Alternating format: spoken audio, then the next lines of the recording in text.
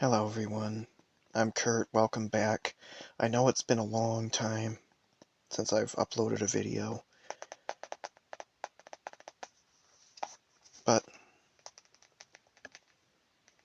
I'm back and I hope I can start uploading more often, especially maybe do some Christmas themed stuff next month.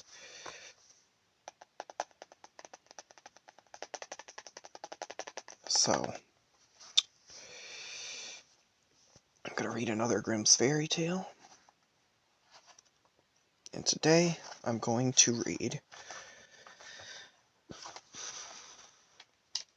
Snow White and the Seven Dwarfs. Once upon a time, in the middle of winter, when the flakes of snow were falling like feathers from the sky, a queen sat at a window sewing, and the frame of the window was made of black ebony. And whilst she was sewing and looking out of the window at the snow, she pricked her finger with the needle, and 3 drops of blood fell upon the snow. And the red looked pretty upon the white snow, and she thought to herself, "Would that I had a daughter as white as snow, as red as blood, and as black as the wood of the window frame." Soon after that she had a little daughter who was as white as snow, and as red as blood, and her hair was as black as ebony, and she was therefore called Little Snow White. And when the child was born, the queen died. After a year had passed, the king took to himself another wife. She was a beautiful woman, but proud and haughty, and could not bear that anyone else should surpass her in beauty. She had a wonderful looking-glass. When she stood in front of it, and looked at herself in it, and said, looking glass on the wall, who in this land is the fairest of all?" The looking-glass answered, "Thou, O Queen, art the fairest of all." Then she was satisfied, for she knew that the looking-glass spoke the truth. But Snow White was growing up, and grew more and more beautiful, and when she was 7 years old, she was as beautiful as the day, and more beautiful than the Queen herself. And once, when the Queen asked her looking-glass, looking glass on the wall, who in this land is the fairest of all?" it answered, "Thou art fairer than all who are here, O Queen, but more beautiful still is Snow White, as I ween." Then the Queen was shocked, and turned yellow and green with envy. From that hour, whenever she looked at Snow White, her heart heaved in her breast, she hated the girl so much. And envy and pride grew higher and higher in her heart like a weed, so she had no peace day or night. She called a huntsman and said, "Take the child away into the forest. I will no longer have her in my sight. Kill her, and bring me back her heart as a token." The huntsman obeyed and took her away. But when he had drawn his knife and was about to pierce Snow White's innocent heart, she began to weep and said, "Ah, dear huntsman, leave me my life. I will run away into the wild forest, and never come home again." And as she was so beautiful, the huntsman had pity on her, and told her to run away. "The wild beast will soon have devoured you," thought he. And yet it seemed as if a stone had been rolled from his heart, since it was no longer needful for him to kill her.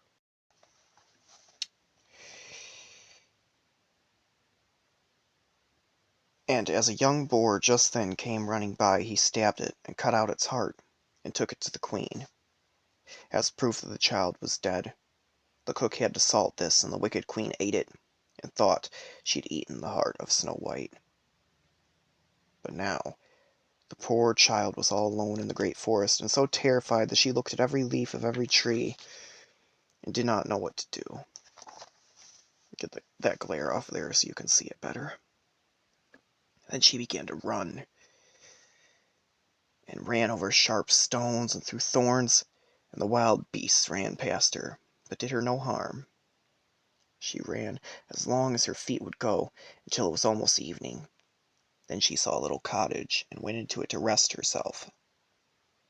Everything in the cottage was small, but neater and cleaner than can be told. There was a table on which was a white cover, and 7 little plates, and on each plate a little spoon. Moreover, there were 7 little knives and forks and 7 little mugs.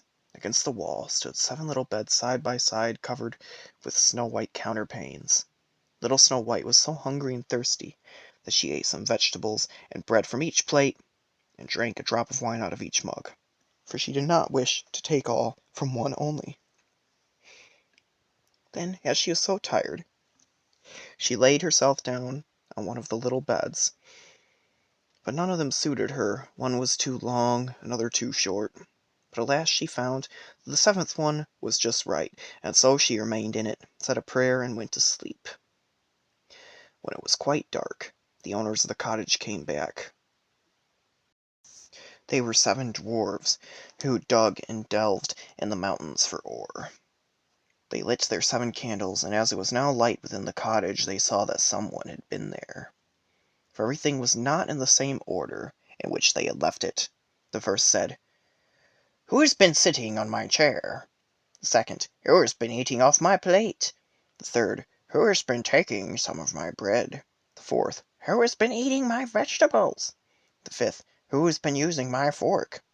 The sixth, "Who has been cutting with my knife?" The seventh, "Who has been drinking out of my mug?" Then the first looked round and saw that there was a little hole in his bed, and said, "Who has been getting into my bed?" The others came up, and each called out, "Somebody has been lying in my bed too." But the 7th, when he looked at his bed, saw little Snow White, who was lying asleep therein. And he called the others, who came running up, and they cried out with astonishment, and brought their 7 little candles, and let the light fall into little Snow White. "Oh, heavens! Oh, heavens!" cried they. "What a lovely child!" And they were glad that they did not wake her up, but let her sleep on in the bed. And the 7th dwarf slept with his companions 1 hour with each, and so got through the night. When it was morning, little Snow White awoke, and was frightened when she saw the 7 dwarfs. But they were friendly, and asked her what her name was. "My name is Snow White," she answered. "How have you come to our house?" said the dwarfs. Then she told them that her stepmother had wished to have her killed, and that the huntsman had spared her life, and that she had run for the whole day, until at last she had found their dwelling. The dwarfs said, "If you will take care of our house, cook, make the beds, wash, sew, and knit, and if you will keep everything neat and clean, you can stay with us, and you shall want for nothing." "Yes," said Snow White, "with all my heart." And she stayed with them. She kept the house in order for them. In the mornings they went back to the mountains and looked for copper and gold. In the evenings they came back, and then their supper was ready. The girl was alone the whole day. So the good dwarfs warned her, and said, "Beware of your stepmother. She will soon know that you are here. Be sure to let no one come in." But the queen, believing that she had eaten Snow White's heart, could not but think that she was again the first and most beautiful of all, and she went to her looking glass, and said, looking glass on the wall, who in this land is the fairest of all?" And the glass answered, "O Queen, thou art fairest of all I can see. But over the hills, where the 7 dwarfs dwell, Snow White is still alive and well, and none is so fair as she." Then she was astounded, for she knew that the looking glass never spoke falsely, and she knew that the huntsman had betrayed her, and that little Snow White was still alive. And so she thought and thought again about how she might kill her. For so long as she was not the fairest in the whole land, envy let her have no rest. And when she had at last thought of something to do, she painted her face and dressed herself like an old peddler woman, and no one could have known her. In this disguise she went over the 7 mountains to the 7 dwarfs, and knocked at the door and said, "Pretty things to sell, very cheap, very cheap." Little Snow White looked out the window and called out, "Good day, my good woman. What have you to sell?" "Good things, pretty things," she answered. "Stay laces of all colors." And she pulled one out that was woven of bright-colored silk. "I may let the worthy old woman in," thought Snow White, and she unbolted the door and bought the pretty laces. "Child," said the old woman, "What a fright you look! Come, I will lace you up properly for once." Snow White in no suspicion but stood before her, and let herself be laced with the new laces. But the old woman laced so quickly and so tightly that Snow White lost her breath, and fell down as if dead. "Now I am the most beautiful," said the Queen to herself, and ran away. Not long afterwards, in the evening, the 7 dwarfs came home, but how shocked they were when they saw their dear little Snow White lying on the ground, and that she neither stirred nor moved, and seemed to be dead. They lifted her up, and as they saw that she was laced too tightly, they cut the laces. Then she began to breathe a little, and after a while came to life again. When the dwarfs heard what had happened, they said, "The old peddler woman was no one else than the wicked Queen. Take care and let no one come in when we are not with you." But the wicked woman, when she reached home, went in front of the glass and asked, looking glass on the wall, "Who in this land is the fairest of all?" And it answered as before, "O Queen, thou art fairest of all I see. But over the hills where the 7 dwarfs dwell, Snow White is still alive and well, and none is so fair as she." When she heard that, all the blood rushed to her heart with fear, for she saw plainly that Snow White was again alive. "But now," she said, "I will think of something that shall put an end to you." And by the help of witchcraft, which she understood, she made a poisonous comb. Then she disguised herself, and took the shape of another old woman. So she went over the 7 mountains. The 7 dwarfs knocked at the door and cried, "Good things to sell, cheap, cheap." Little Snow White looked out and said, "Go away! I cannot let anyone come in." "I suppose you can look," said the old woman, and pulled the poisonous comb out and held it up. It pleased the girl so well that she let herself be beguiled and opened the door. When they had made a bargain, the old woman said, "Now I will comb you properly for once." Poor little Snow White had no suspicion, and let the old woman do as she pleased. But hardly had she put the comb in her hair than the poison took its effect, and the girl fell down senseless. "You paragon of beauty," said the wicked woman, "you are done for now." And she went away. But fortunately it was almost evening when the 7 dwarfs came home. When they saw Snow White lying as if dead upon the ground, they at once suspected the stepmother, and they looked and found the poisoned comb. Scarcely had they taken it out when Snow White came to herself and told them what had happened. Then they warned her once more to be upon her guard, and to open the door to no one. The Queen at home went in front of the glass and said, looking glass on the wall, who in this land is the fairest of all?"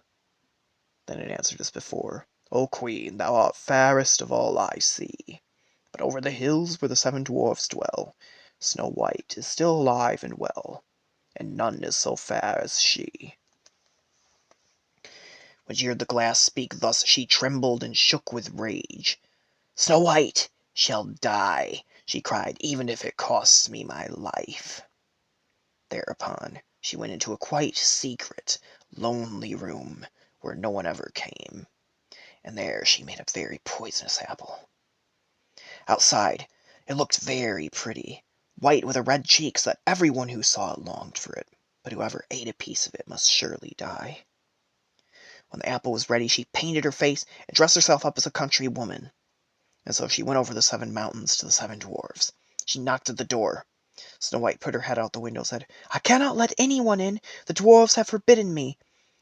"It is all the same to me," answered the woman. "I shall soon get rid of my apples. There, I will give you one." "No," said Snow White, "I dare not take anything." "Are you afraid of poison?" said the old woman. "Look, I will cut the apple in 2 pieces. You eat the red cheek, and I will eat the white." The apple was so cunningly made that only the red cheek was poisoned. Snow White longed for the fine apple, and when she saw the woman ate part of it, she could resist no longer, and stretched out her hand and took the poisonous half. But hardly had she bit of it in her mouth than she fell down dead, and the Queen looked at her with a dreadful look, and laughed aloud, and said, "White as snow, red as blood, black as ebony wood.